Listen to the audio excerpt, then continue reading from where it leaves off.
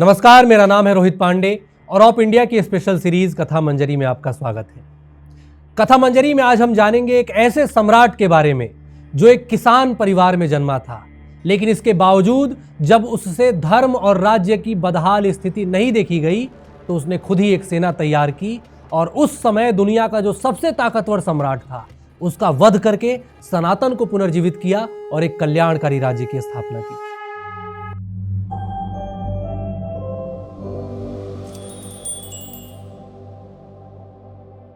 यह कहानी है देश के पहले ब्राह्मण राजा पुष्यमित्र शुंग की। एक ऐसा राजा जिसका मार्गदर्शन स्वयं महर्षि पतंजलि ने किया था। एक ऐसा ब्राह्मण राजा जिसे इस देश के मक्कार इतिहासकारों ने भुला दिया। पुष्यमित्र की कहानी से पहले उनके उदय के समय जो अराजक पृष्ठभूमि थी उसकी कहानी जाननी जरूरी है, क्योंकि कमल कीचड़ में ही खिलता है, हीरा कोयले में ही पाया जाता है। कहानी शुरू होती है मगध साम्राज्य से। आज से लगभग 2100 वर्ष पहले की बात है। चाणक्य की प्रेरणा से चंद्रगुप्त मौर्य ने मौर्य साम्राज्य की स्थापना की। फिर उनके पुत्र बिंदुसार ने शासन संभाला और उसके बाद उनके बेटे अशोक राजा बने। अशोक को तो हम भारत में वैसे भी सबसे महानतम सम्राटों में गिनते हैं। ऐसा कहा जाता है कि अशोक के राज्य की सीमाएं आज के ईरान से लेकर आज के अरुणाचल प्रदेश तक और आज के कश्मीर से लेकर आज के तमिलनाडु तक इतने बड़े क्षेत्र में फैली हुई थी। इसमें कोई संदेह नहीं है कि अशोक एक महान सम्राट थे। उनके राज्य में भारत की सीमाएं जहां तक फैली, उतना बड़ा साम्राज्य हासिल कर पाना दुनिया के कई चक्रवर्ती सम्राटों के लिए भी एक स्वप्न बनकर रह गया। लेकिन अपने शासन के अंतिम कुछ वर्षों में अशोक ने अहिंसक नीति अपना ली। अशोक की अहिंसक नीति को कुछ इस तरह से देखने की जरूरत है कि उनके पास उस समय पाने को कुछ रह नहीं गया था। उनका साम्राज्य चारों ओर से सुरक्षित था, इसलिए युद्धों से तंग आकर अशोक अहिंसक हो गए। और जब तक अशोक जीवित रहे तब तक उनकी यह नीति कारगर रही और उनका साम्राज्य भी ठीक चलता रहा। लेकिन अशोक की मृत्यु के बाद उनके उत्तराधिकारी जो थे वो उनकी तरह दूरदर्शी नहीं हो पाए।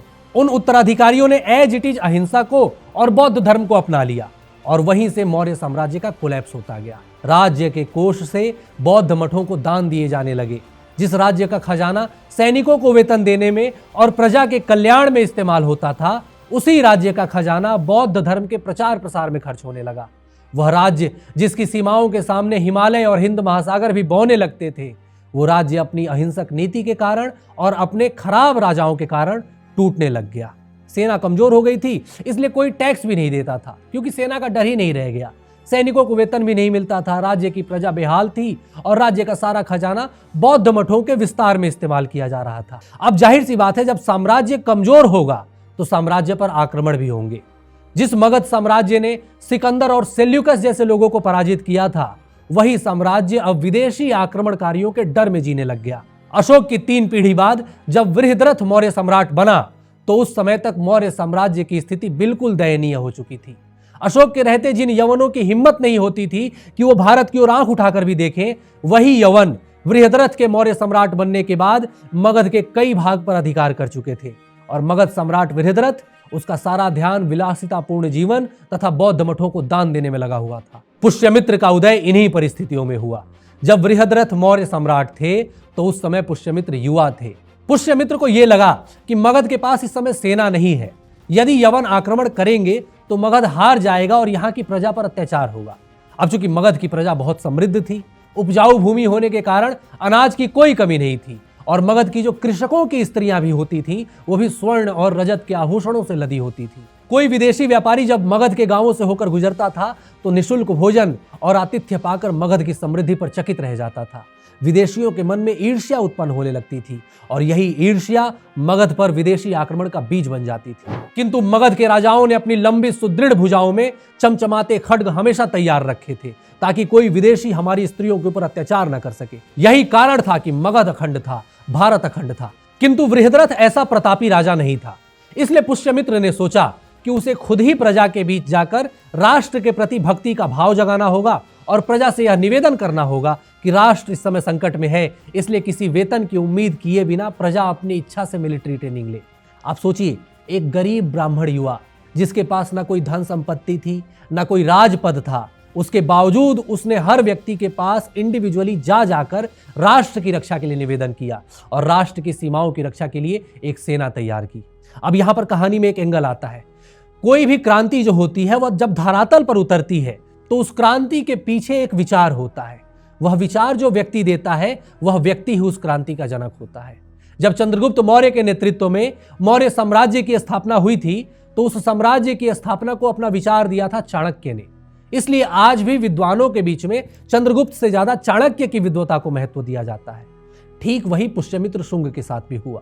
पुष्यमित्र शुंग ने बिना किसी संसाधन के यदि इतनी बड़ी सेना खड़ी की तो उसके पीछे जो विचार था वह महर्षि पतंजलि का था। जी हां, महर्षि पतंजलि पुष्यमित्र शुंग के गुरु थे।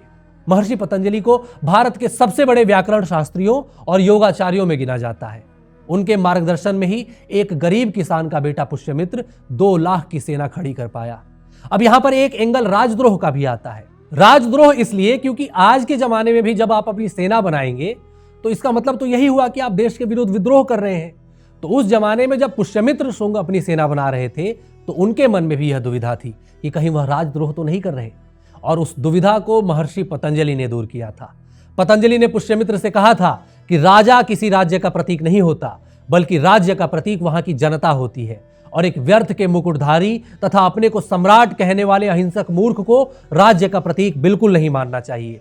जो राजा अपनी सीमाओं की रक्षा ना कर सके, जो राजा अपने राज्य की रक्षा ना कर सके, उस राजा को यह बिल्कुल अधिकार नहीं है कि वह देश की जनता को राजद्रोही बताए। महर्षि पतंजलि ने पुष्यमित्र से कहा कि पुष्यमित्र, जनता अपनी इच्छा से बिना किसी धन की लालसा के तुम्हारी सेना में आ रही है।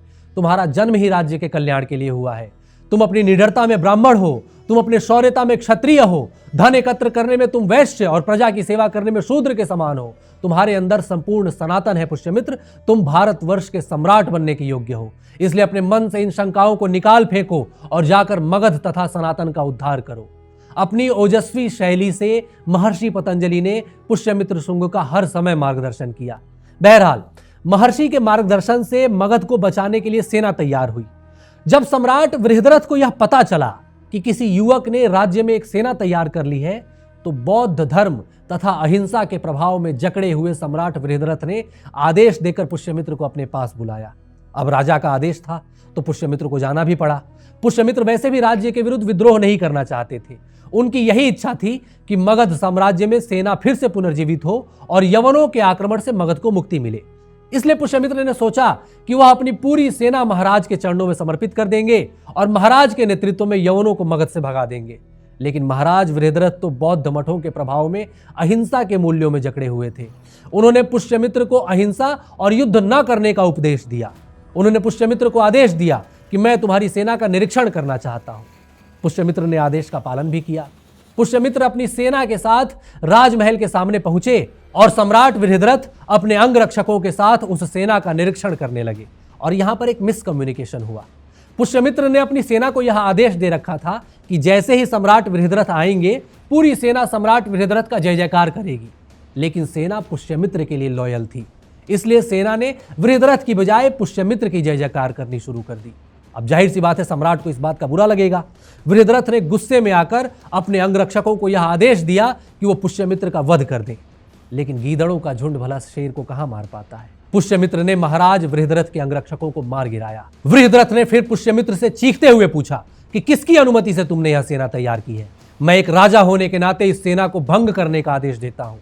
पुष्यमित्र ने वृहद्रथ की गर्दन पर अपनी तलवार रखते हुए कहा कि अपने राष्ट्र की सुरक्षा के लिए मुझे किसी की अनुमति की जरूरत नहीं है महाराज, और मगध की अधिकांश भूमि पर इस समय यवनों का कब्जा हो चुका है। मेरी मातृभूमि विदेशी आक्रांताओं के कब्जे में है और आपके जैसे दुर्बल राजा अपनी माता का उद्धार करने की बजाय अहिंसा की बात कर रहे हैं। और यह कहते हुए पुष्यमित्र ने एक झटके में दुर्बल वृहद्रथ का सिर धड़ से अलग कर दिया और अपनी सेना की तरफ मुड़कर गरजते हुए कहा कि ना वृहद्रथ महत्वपूर्ण था, ना पुष्यमित्र महत्वपूर्ण है। महत्वपूर्ण है मगध, महत्वपूर्ण है हमारी मातृभूमि, महत्वपूर्ण है मगध की प्रजा। क्या तुम लोग राष्ट्र की रक्षा के लिए अपना रक्त बहाने को तैयार हो? सैनिकों ने पूरे उत्साह के साथ एक स्वर में आवाज दी कि हां, हम अपने राष्ट्र की रक्षा के लिए दुश्मनों का रक्त बहाएंगे। पुष्यमित्र ने फिर कहा कि राष्ट्र के प्रति तुम सभी के त्याग को प्रणाम करते हुए मैं यह घोषणा करता हूं कि मैं भी अपना संपूर्ण जीवन मगध के सैनिक के रूप में बिताऊंगा। मुझे राजा बनने की कोई अभिलाषा नहीं है। मैं आजीवन मगध का सेनापति बनकर काम करूंगा। और हुआ भी यही। पुष्यमित्र ने कभी खुद को राजा घोषित नहीं किया। यहां तक कि उनके गुरु महर्षि पतंजलि ने उनके राज्य अभिषेक का भी उत्सव नहीं मनाने दिया। पतंजलि ने कहा कि जब तक मगध की इस धरती की अंगुल भर भूमि पर भी विधर्मियों का अधिकार है, तब तक किसी को भी उत्सव मनाने का कोई अधिकार नहीं है। पुष्यमित्र शुंग ने मगध का शासन अपने हाथ में लेते ही सबसे पहले सैन्य शक्ति को मजबूत किया, सैनिकों को अच्छे वेतन पर रखा। आर्थिक स्थिति मजबूत करने के लिए बौद्ध मठों को और बौद्ध संघों को दिए जा रहे बिना मतलब के दान पुष्यमित्र ने बंद करा दिए। बिना मतलब के बौद्ध मठों का राजनीति में भी हस्तक्षेप हुआ करता था, वह भी पुष्यमित्र ने खत्म कर दिया। मंदिरों में जबरदस्ती रखवाए गए बुद्ध की प्रतिमा के स्थान पर पुनः देवी देवताओं की स्थापना की गई। यज्ञ और मंदिरों में पूजा फिर से शुरू करवाई गई। हालांकि यहां एक बात और ध्यान देने वाली है, पुष्यमित्र ने बौद्ध धर्म को मानने वाली प्रजा पर कोई अत्याचार नहीं किया था। उसके राज्य में हर पंथ के लोग सुख से रहते थे।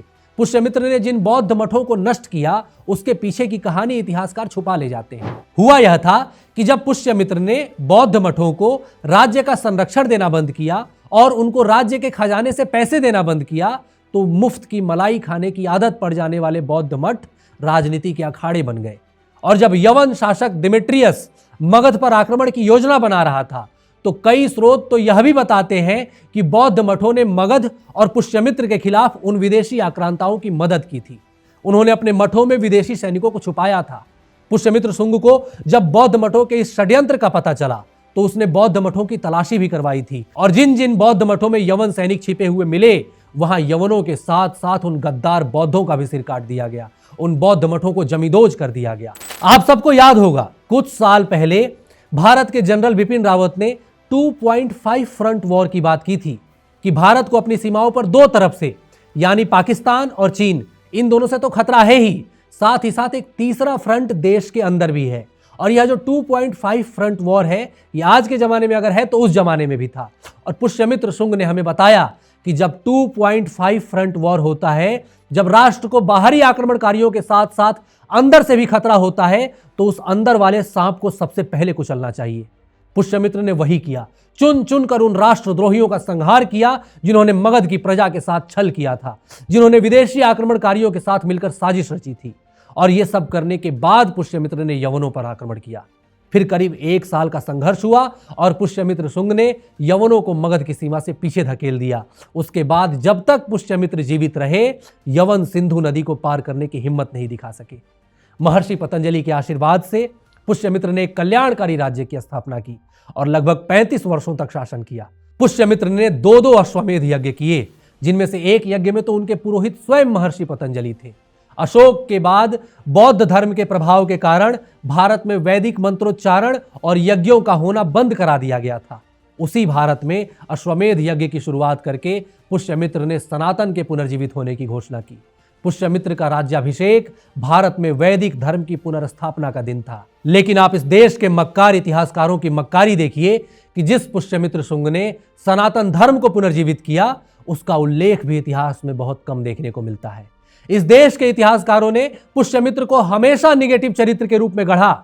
इस देश के इतिहासकारों ने यह नैरेटिव बनाया कि पुष्यमित्र ने बौद्धों पर अत्याचार किया, लेकिन वही इतिहासकार ये नहीं बताते कि उन बौद्ध मठों ने विदेशी आक्रमणकारियों को कैसे संरक्षण दिया था। जैसा कि मैं हर बार कहता हूं कि इस देश के युवाओं को, विशेषकर इस देश के हिंदू युवाओं को, और अधिक पढ़ने की और अधिक शोध करने की जरूरत है, ताकि कल को कोई आकर हमारे पूर्वजों के बारे में गलत भ्रांतियां हमारे सामने ना फैला पाए। याद रखिए, जब तक शेर अपना इतिहास नहीं जानेंगे, इतिहास हमेशा शिकारियों को ग्लोरीफाई करता रहेगा। इसलिए अपने इतिहास को जानिए, गर्व करिए उस पर, वृहद्रथ मत बनिए, पुष्यमित्र बनिए।